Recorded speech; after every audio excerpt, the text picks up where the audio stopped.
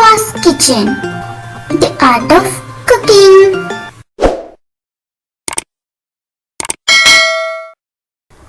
Hi friends, ഇന്ന് ഞാൻ വന്നിട്ടുള്ളത് ഇതുപോലെ വത്തക്ക വെള്ളത്തിൻ്റെ ഒരു ഐഡിയ ആയിട്ടാണ്.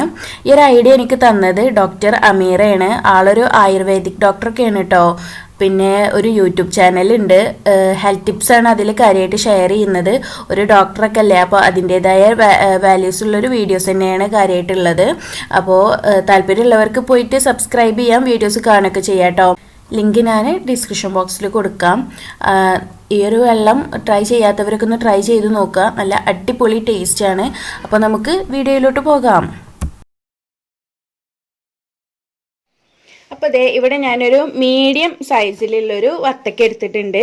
ഇതുപോലെ ഒരു തെരകമ്മ വെച്ച് കൊടുക്കുകയാണ്. ഇനി നമുക്ക് ഇതിൻ്റെ ഈ ഭാഗത്തായിങ്ങാണ്ട് ഒന്ന് കട്ട് ചെയ്തെടുക്കണം. ഇത് നിങ്ങൾക്ക് ഹാഫ് ആക്കിങ്ങാണ്ട് അങ്ങനെ വേണമെങ്കിലും ചെയ്തെടുക്കാം കേട്ടോ. അപ്പോൾ ഇതാട്ടോ കട്ട് ചെയ്തെടുത്തിട്ടുണ്ട്.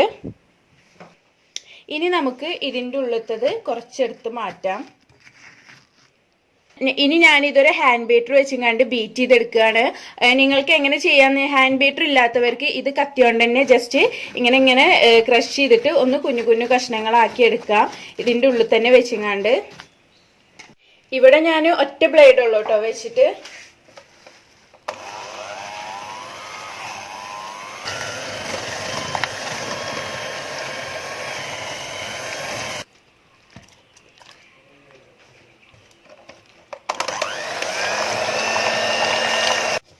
അപ്പോൾ ഇതാട്ടോ അങ്ങനെ ഫുള്ള് ഒന്ന് ക്രഷ് ചെയ്തെടുത്തിട്ടുണ്ട്.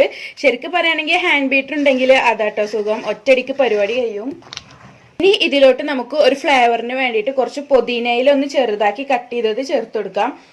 ഇത്ര ചേർത്ത് കൊടുത്താൽ മതി, ഒരു കുറച്ച് ചേർത്ത് കൊടുത്താൽ മതി, ഒരുപാടൊന്നും ചേർത്ത് കൊടുക്കരുത്.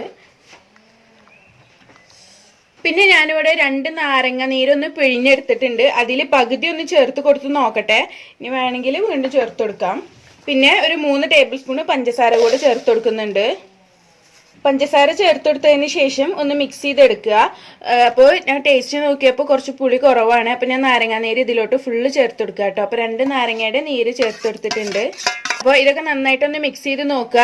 പഞ്ചസാര ഇനി വേണോ എന്നൊക്കെ നോക്കുക, നിങ്ങളുടെ ടേസ്റ്റിനനുസരിച്ച് അഡ്ജസ്റ്റ് ചെയ്യുക. കാരണം ഓരോ വത്തക്കയ്ക്കും ഡിഫറെൻ്റ് ആയിരിക്കും മധുരമൊക്കെ, അപ്പോൾ അതിനനുസരിച്ച് അഡ്ജസ്റ്റ് ചെയ്യുക കേട്ടോ.